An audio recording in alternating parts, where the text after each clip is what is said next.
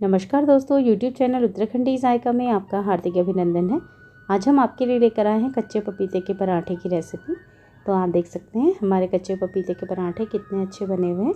तो चलिए अब हम जल्दी से देख लेते हैं कि कच्चे पपीते के पराठे बनाने के लिए हमें क्या क्या चाहिए। तो यहाँ पर मैंने लिया है एक कच्चा पपीता। इसको मैंने वॉश कर लिया है। वज़न में बोलें तो ये 500 ग्राम के आसपास होगा। एक बड़ी कटोरी मैंने ले लिया है गेहूं का आटा। इसको मैंने छान लिया है।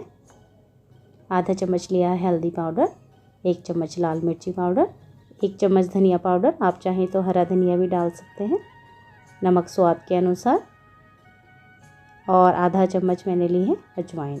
तो सबसे पहले हमारे पास ये जो कच्चा पपीता है इसको हम इस तरह से छील लेंगे।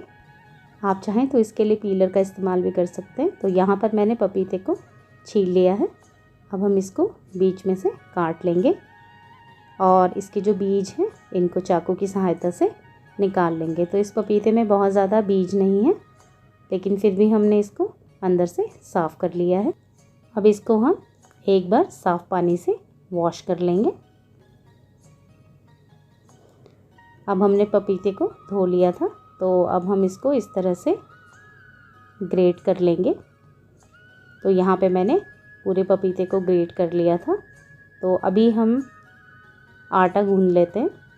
तो यहाँ पे मैंने थोड़ी अजवाइन डाल दी है इसमें, और थोड़ा सा हम नमक डाल देंगे। इन दोनों चीज़ों को अच्छी तरह से मिला लेंगे और पानी की सहायता से सॉफ्ट आटा गूंद लेंगे। तो अभी हमारा पराठों के लिए डो तैयार हो गया है। अब हम स्टफिंग तैयार कर लेते हैं। तो कद्दूकस किए हुए पपीते में मैंने मिर्ची पाउडर डाल दिया है, धनिया पाउडर डाल दिया, हल्दी पाउडर भी डाल दिया है, और अब हम नमक डाल देंगे स्वाद के अनुसार। आप चाहें तो इसमें हरी मिर्च भी डाल सकते हैं, और मैंने थोड़ी सी अजवाइन भी इसमें डाल दी है। अब हम चम्मच की सहायता से सभी चीज़ों को अच्छी तरीके से ग्रेट किए हुए पपीते में मिला लेंगे। तो अब हमारी स्टफिंग बिल्कुल तैयार हो गई है।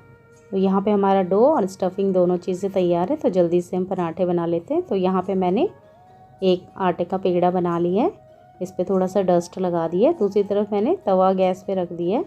तो इस तरह से हम इसकी एक रोटी बेल लेंगे। तो इसी तरह से हम फिर दूसरा आटे का पेड़ा बना के और इस पर भी डस्ट लगा के इसको भी बेल लेंगे। इसकी भी हम एक रोटी बना लेंगे। और अब हमारी दोनों रोटियां तैयार हैं। तो हम एक रोटी के ऊपर इस तरह से स्टफिंग को फैला लेंगे। किनारे थोड़े थोड़े खाली छोड़ देंगे, नहीं तो हमारी रोटी चिपकेगी नहीं। तो स्टफिंग आप अपनी इच्छा के अनुसार थोड़ी कम या ज़्यादा भर सकते हैं पराठे में, और इस तरह से इसके किनारों को सील कर लेंगे। लेकिन आप स्टफिंग इतनी ज़्यादा भी ना भरें कि आपके पराठे जो हैं फटने लगें। तो इस तरह से मैंने पराठे को सील कर लिया है। अब हम इसको तवे पे रख देंगे।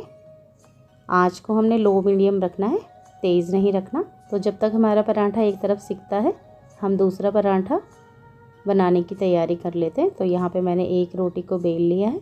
तो अभी हमने जो तवे पे पराठा रखा था उसकी साइड पलट लेते हैं। तो साइड पलट कर मैंने इस पर घी लगा लिया है। तो दोनों तरफ हम इस पर घी लगा लेंगे। आप चाहें तो घी की जगह तेल का इस्तेमाल भी कर सकते हैं पराठे बनाने के लिए। और दूसरी तरफ यहाँ पे मैंने दूसरी रोटी भी बेल ली है।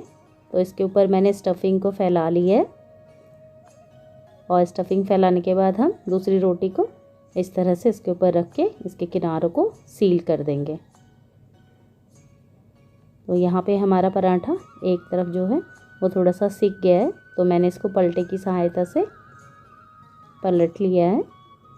इसको इस तरह से दबा दबा के हम लो मीडियम फ्लेम पर अच्छे से पका लेंगे। तो अभी हमारा पराठा एक साइड थोड़ा सा सिक चुका है। तो अब हम इसकी साइड चेंज कर लेते हैं। तो दोनों तरफ हमने इसको इसी तरह से पका लेना है। तो अभी हमारा एक पपीते का पराठा बिल्कुल तैयार हो गया है। अब हम इसको प्लेट में निकाल लेंगे। अब इसी तरह से हमने जो दूसरा पराठा तैयार किया था वो भी हमने तवे पे रख दिया है। अब इसकी साइड चेंज कर लेंगे हम, और इसके ऊपर भी हम घी लगा लेंगे। तो इसी तरह से दूसरी साइड को पलटकर उस साइड भी हमने पराठे पे घी लगा लेना है। और अब इस तरह से पलटे की सहायता से इसको दबा दबा कर अच्छी तरीके से सेक लेना है। अब इसकी साइड चेंज कर देनी है।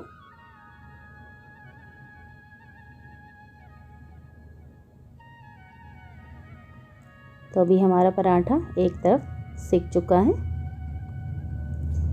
दूसरी तरफ भी हम इसको इसी तरह से सेक लेंगे और अब हम इसको प्लेट में निकाल लेंगे। तो इसी प्रकार से हमने और जो हमारे पास डो था और स्टफिंग थी उसके पराठे तैयार कर लिए थे। तो अभी आप देख सकते हैं हमारे कच्चे पपीते के पराठे बिल्कुल तैयार हैं। इनको हमने आंवले के अचार के साथ परोसा है। आप चाहें तो इन्हें दही या सॉस के साथ भी खा सकते हैं। तो दोस्तों, आपको हमारी ये कच्चे पपीते के पराठे बनाने की विधि कैसी लगी, आप हमें ज़रूर बताएं। वीडियो देखने के लिए आपका बहुत बहुत आभार। आपका दिन शुभ हो।